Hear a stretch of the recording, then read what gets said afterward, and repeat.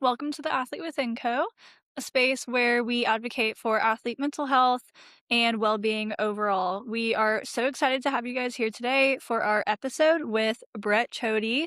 We are so grateful that we got her on the podcast and she got to share some of her story with us today.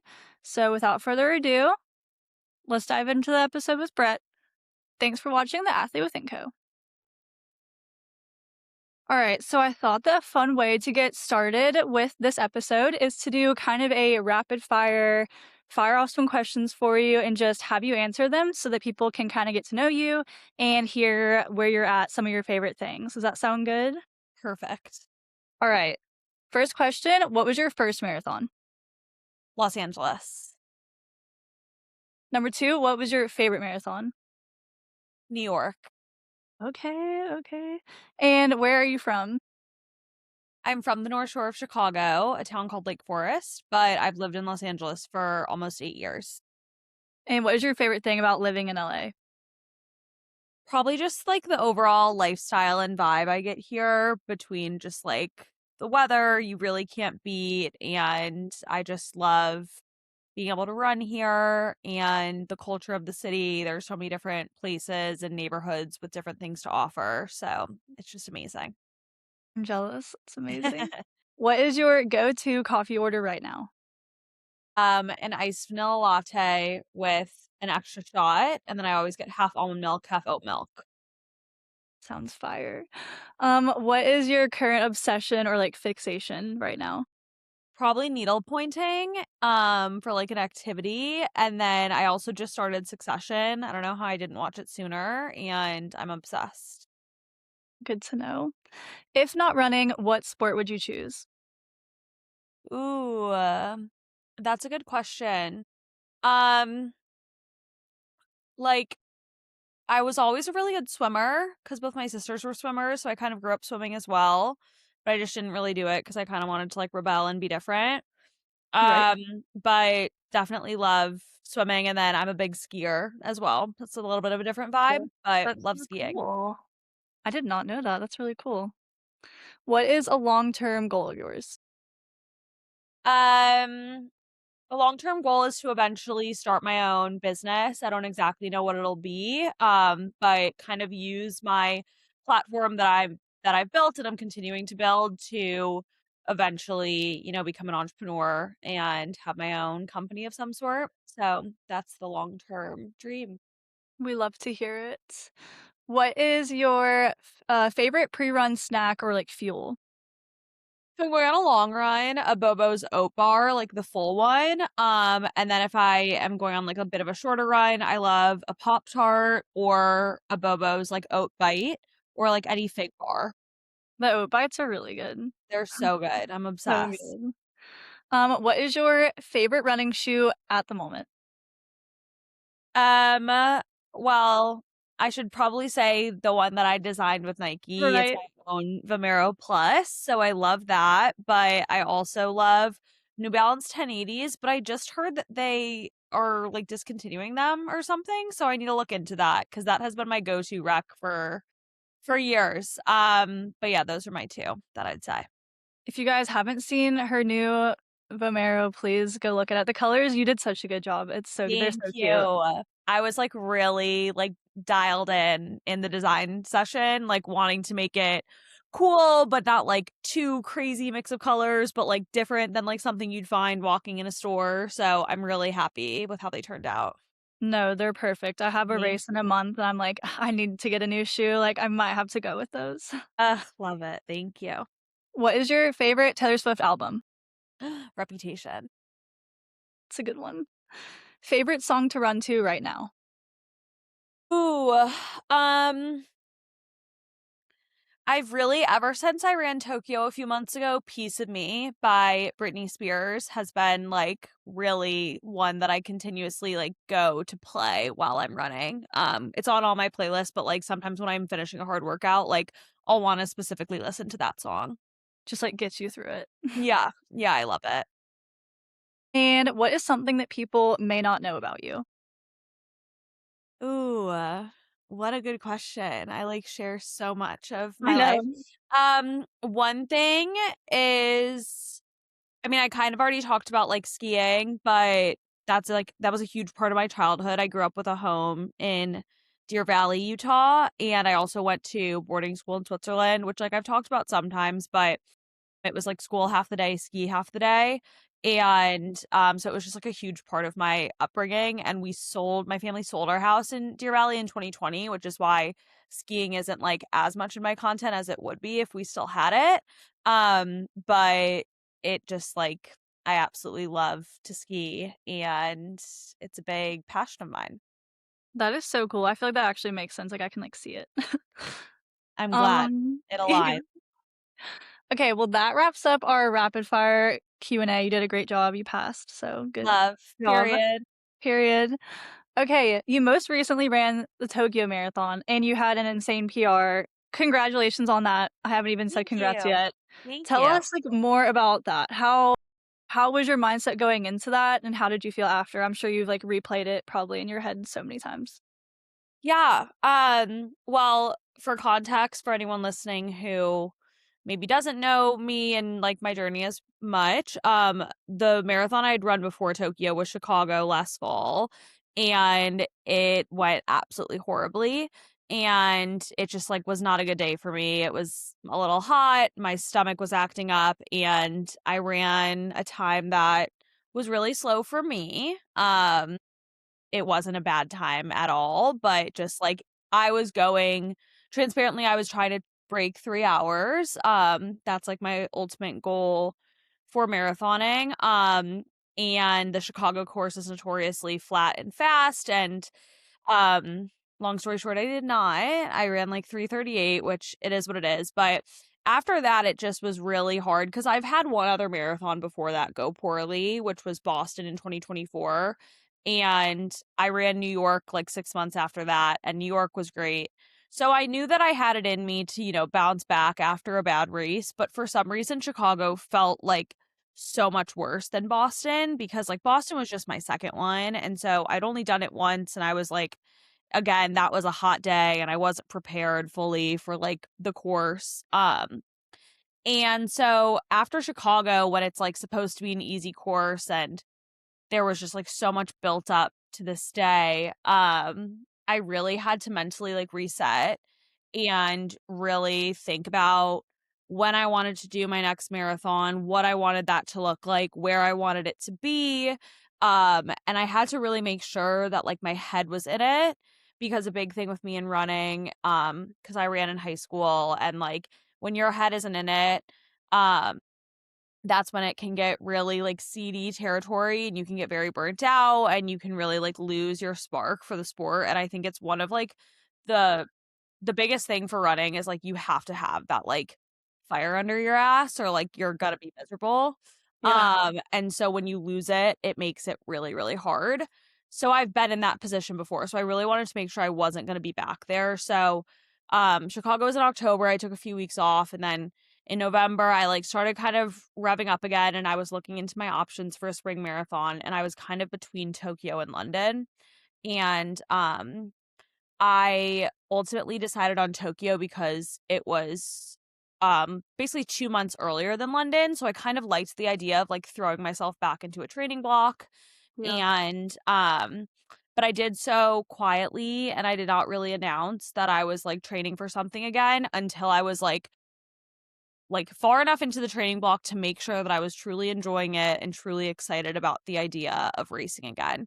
Because a big part of, like, having a platform when you run is, like, obviously sharing, like, what you're doing and what you're training for and whatever, and so it was definitely, like, a little bit weird for me to not be talking about it for those months of, like, November and December when I was, like, randomly putting up, like, 15-mile long runs and everyone was like, "What are you doing?"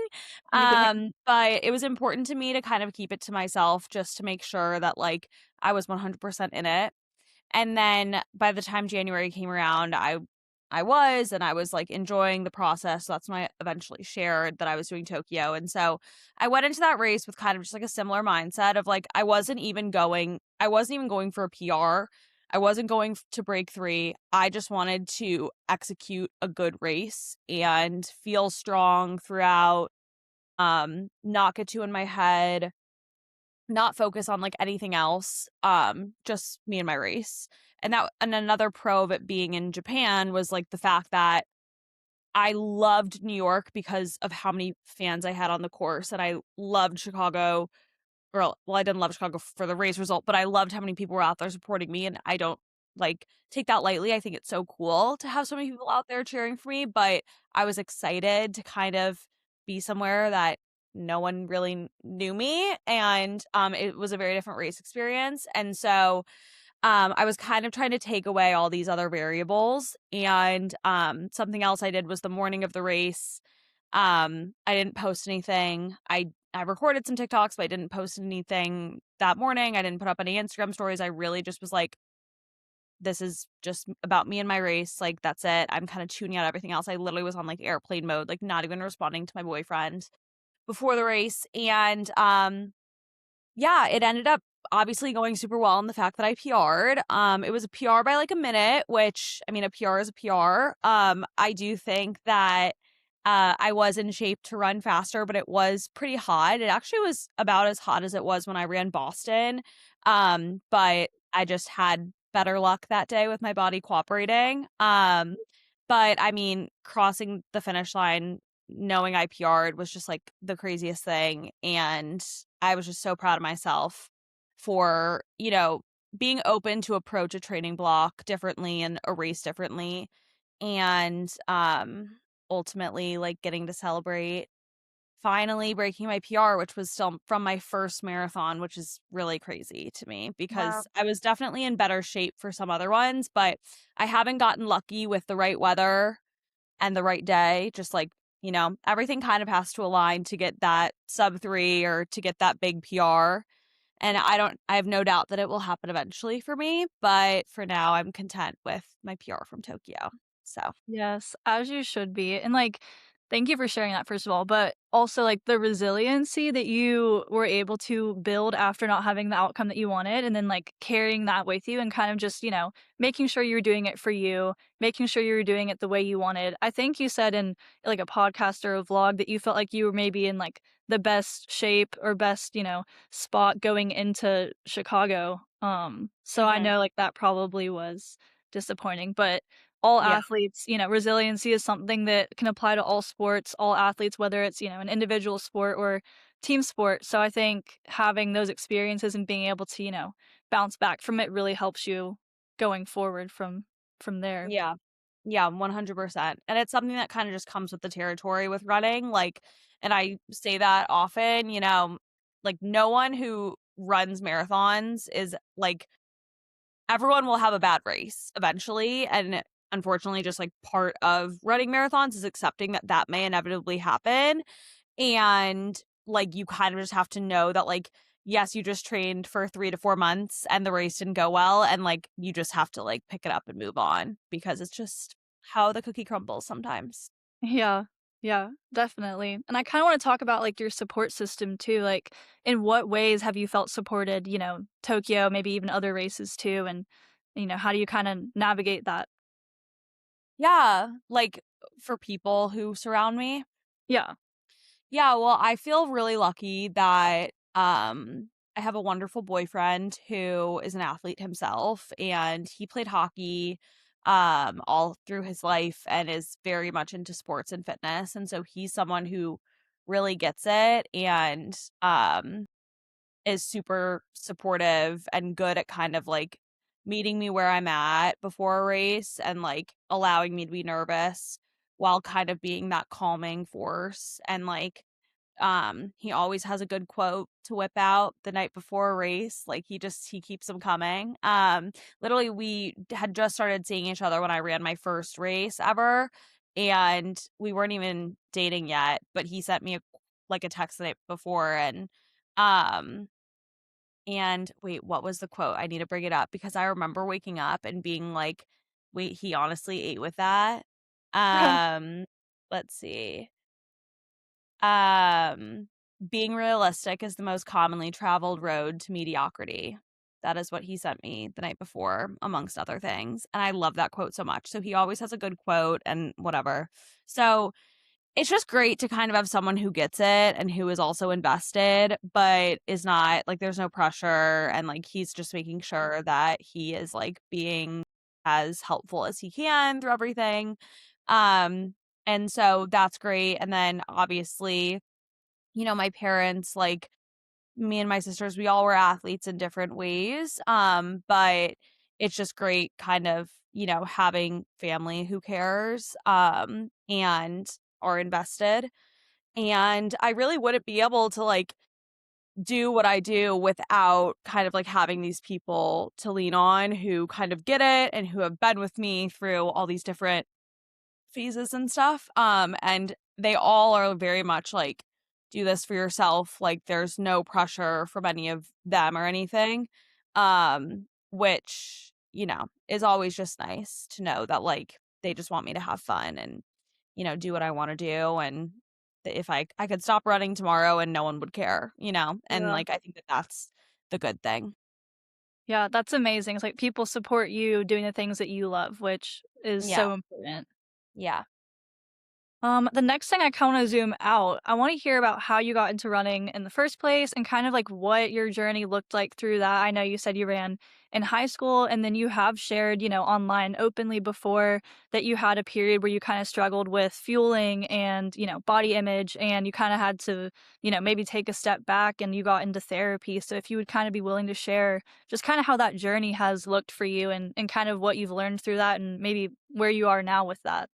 Yeah, definitely. So to answer the first part of how I got into running, like I said, like I kind of grew up swimming. Both my sisters were swimmers. And I was always definitely athletic, but swimming didn't resonate with me and like field hockey didn't resonate with me, neither did soccer. And I actually was like super musical as a kid. So I was doing musical theater and like I played the piano, and so I was like more of a musical theater kid in like elementary school into middle school. And then going into 7th grade, I decided to do cross country. I can't really remember the exact impetus, but I just decided to do it. And I wasn't bad, but I was not one of the best girls at all. I was one of like the alternates on the state team my 7th grade year, so like I didn't race at state. But so I was like right outside the top 7 runners for anyone who doesn't know cross country. And then my 8th grade year, I was like a little bit better. I was in that top 7, but like I still was like nothing to write home about. And after that though, I knew I was like good enough. Like I was fast and I wanted to do a sport in high school. So I knew I was gonna do cross country and track in high school. So I obviously the cross country team didn't really have tryouts. It was like there were no cuts, but like you had to do a timed mile to like be placed in your group or whatever.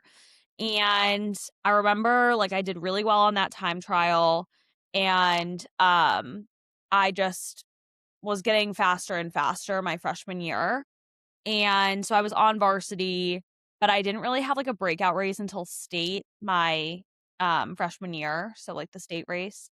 And I came in second on our team and ran like really fast. And then that was kind of when I was like, oh, whoa, like something kind of just like clicked freshman year where I was like getting faster. And then that just continued. And then I ended up being our number one runner pretty much the remainder of my time in high school.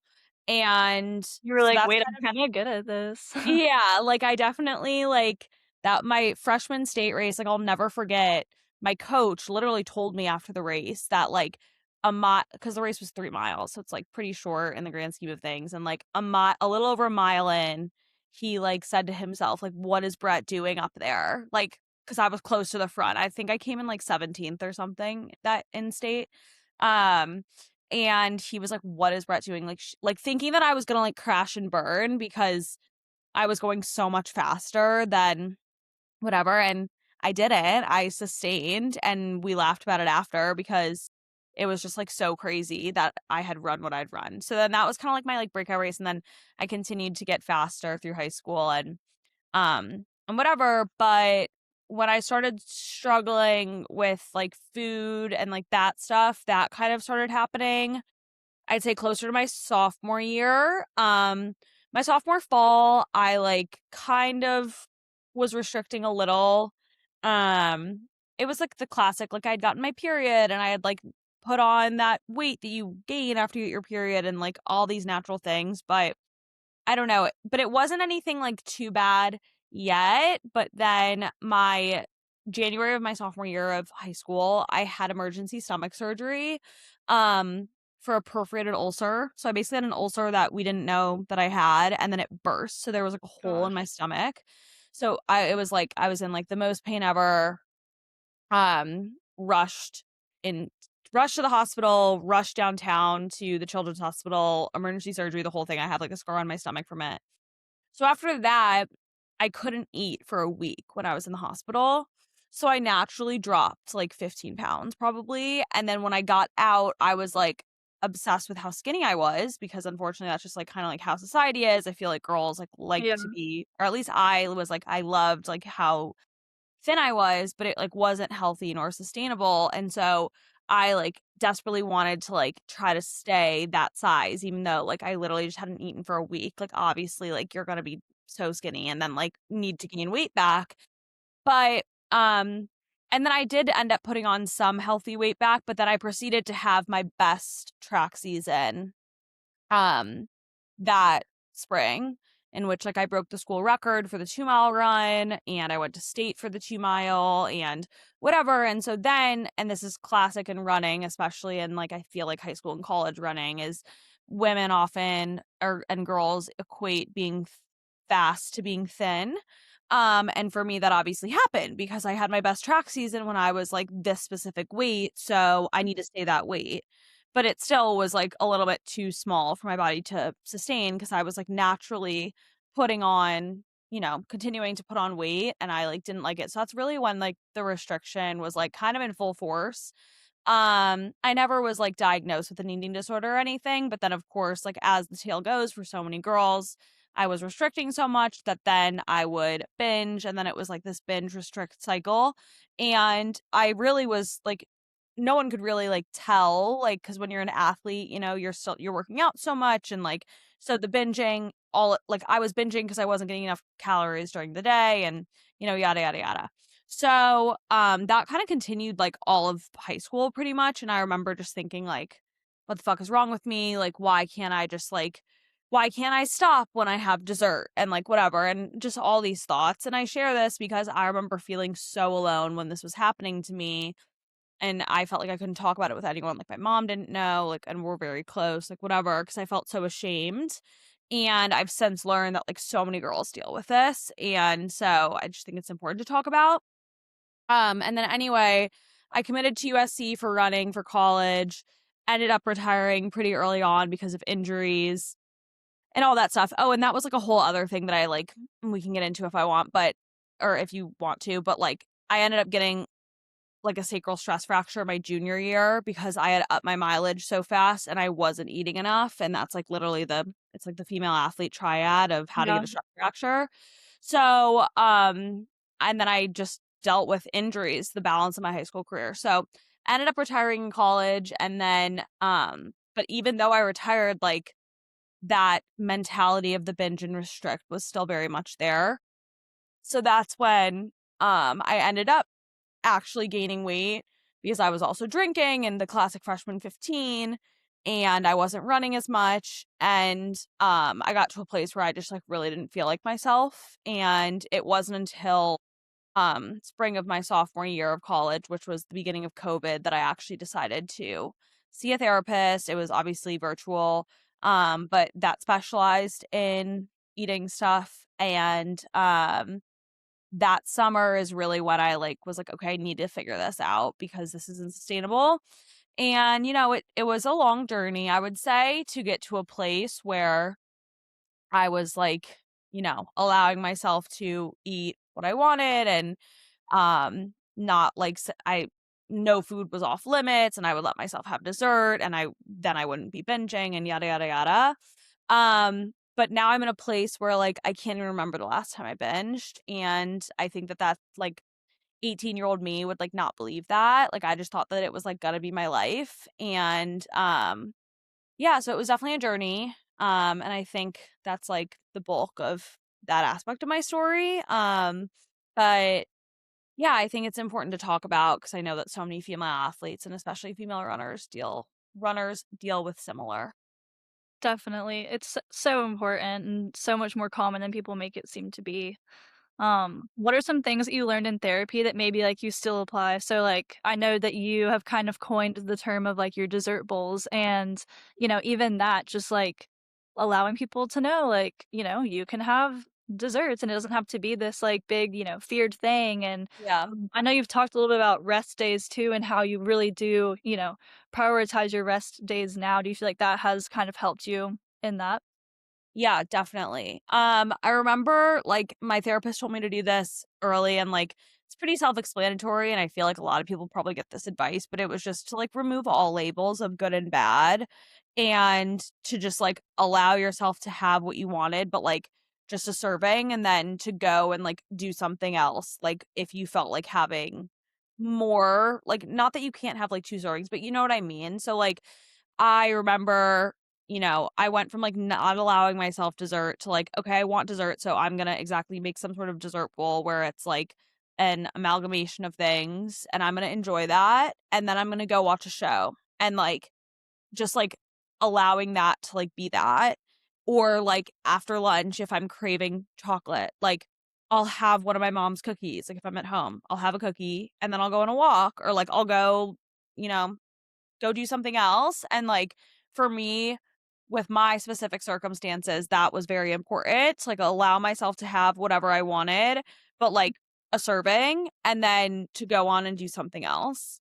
So that was something that, I definitely implemented and still do, like, to an extent, but, like, I don't really struggle with, like, the binge tendencies anymore. Um, so that was a big one, and then with rest days, I mean, yeah, same thing, like, when I was in high school, I was, like, a freak, and, like, I wouldn't take a rest day, and it ended up sorry, like, not to say you're a freak if you don't take rest days, but I'm talking about myself, and I just, like I wish that I could go back in time and shake myself and say, "You will be faster if you Yeah. give yourself a break. You will be faster if you take your easy runs actually slow." I was in high school doing my easy runs at, like, 6:40 pace. Why? Like, I wish I could go back in time and be like, "You are tiring yourself out and making yourself a or you're worsening your running by what you're doing." And so, yeah, so now I'm, like, huge on rest days, huge on taking time off when you need it, because your body really ultimately needs, rest to, like, get better. And then also a huge thing for me is, like, I wanna still enjoy this and have fun, and I feel like if you're in this place where everything is so, like, tunnel vision and you can't take a day off and you have to do this and X, Y, and Z, like, that takes the fun out of it. So, yeah, I definitely am always preaching rest days and just, like, balance in all areas. We love it. Thanks for sharing that. I kind of want to shift into talking about Bites Run Club a little bit. So, how has like community really, kind of helped either you with running, or how do you feel like that's impacted the community around you? And then, what are your future plans with Bites Run Club? Yeah, um, I mean, first and foremost, like, I think not a lot of people know this about me, but, like, I started my Instagram Brett's Bites in high school. This was, like, always my dream to have a platform and a community. And I remember when I had, like, 2,000 or 3,000 followers, like, back in college, and, like, anyone who DM'd me, like, I thought that was so fucking cool that, like, they were going out of their way to, like, ask me a question in my DMs. And so I've really carried that with me as I've grown, and that's why I still am so active in my DMs and in my tag TikToks and stuff because, like, that's the shit that, you know, it still excites me, but, like, when I was so much smaller, I'd be like, "Oh, this is so crazy." Yeah. And, I always wanna remember that, like, as I continue to grow because, like, me 5 years ago would not believe, where I'm at now. So community and talking to my followers and all that stuff has always been, like, at the forefront of my mind. And then when it comes to Bites Run Club, like, it just it kind of happened so seamlessly, and I hosted my first one in New York very impromptu, and I was, like, blown away by the turnout. I think it was like 150 girls. It was like a cold February morning in New York on the Upper East Side, in Central Park. And it's so funny because like now that turnout, wouldn't be crazy for me, Yeah. but at the time it like really blew me away. And so many girls there were saying, like I helped them with their running journey. I got them into running. I inspired them to run a half. I inspired them to run a whole and like all that stuff. And like I that is feedback that I'm consistently getting, which is so surreal to me, and I take that, like, so seriously, and I think that it is so cool, and I'm so honored to be an inspiration for, like, literally anyone, and so the fact that, so much of it surrounds running, um, it just is really an amazing kind of like anchor to the community.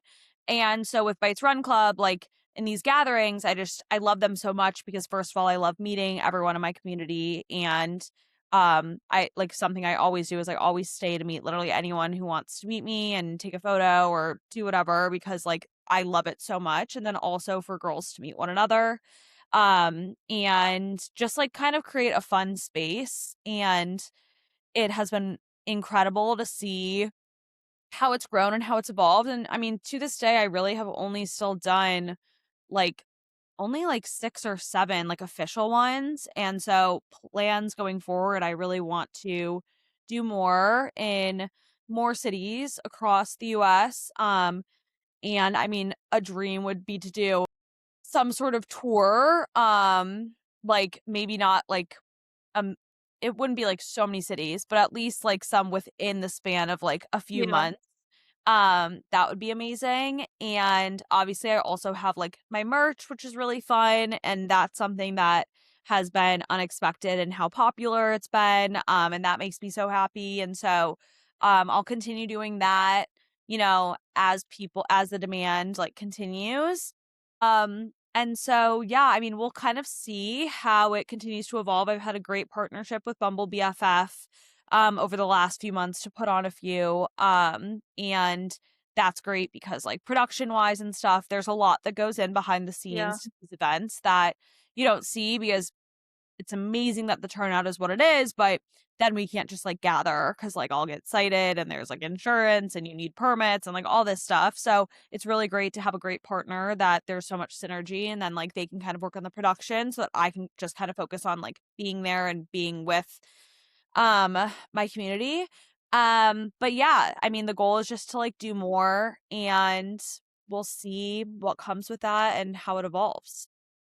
That's amazing. I would love to see, like, a Jacksonville, Florida or Atlanta location eventually at some point. Okay, Um, noted. I putting get it a on lot of Atlanta for sure. Yeah, there's running has grown so much in Atlanta for sure. Yeah, yeah, well, good to know. It's on the list. Good. And I know we're kind of getting a little close to time, but a question that I ask all my guests as we wrap up is if you had to give any advice to your younger self, what would you say to her? Uh, I would say, that you don't need to have everything figured out and just keep being yourself. And a big thing that a coach once said to me that has stuck with me, it's like kind of cheesy, but stay humble, hustle hard. And that was a running coach telling me about that for running, but I think it also applies to life. And I think that it's not about chasing a destination, it's about really enjoying things as they happen. Um, and you can't always plan out your life. There are a lot of things that have happened to me in the last 5 years, both good and bad, that I never could have anticipated. And you just have to learn to adapt and evolve and become a better version of yourself with everything that comes to you. So that's what I would say. I love that. It's so good. It's so Yeah. true. But thank you so much again for taking time to join us on here today. I know in my own life, my friend Alexis like showed me your content probably a year ago or half a year ago, and you really got me into running after I finished my college volleyball career. So I've, really loved kind of having a new sport to get into and something competitive. So I know that you impact so many girls and just show that like they really can do anything they put their minds to, and it's never a bad time to try new things. So Yeah, I you know, love that. Your authenticity is great and we love it. So just keep being you. Thank you so much, Ashton. I appreciate it. It was so great talking with you. Great to talk to you too. Thank you for having me. Of course. All right. Thank you guys for listening. I hope you enjoyed and go watch her vlogs. And she talks a lot more about, her running career and, her struggles that she's faced and comebacks that she's had. So you can go and listen more on her vlogs on YouTube. Yay. Thank you.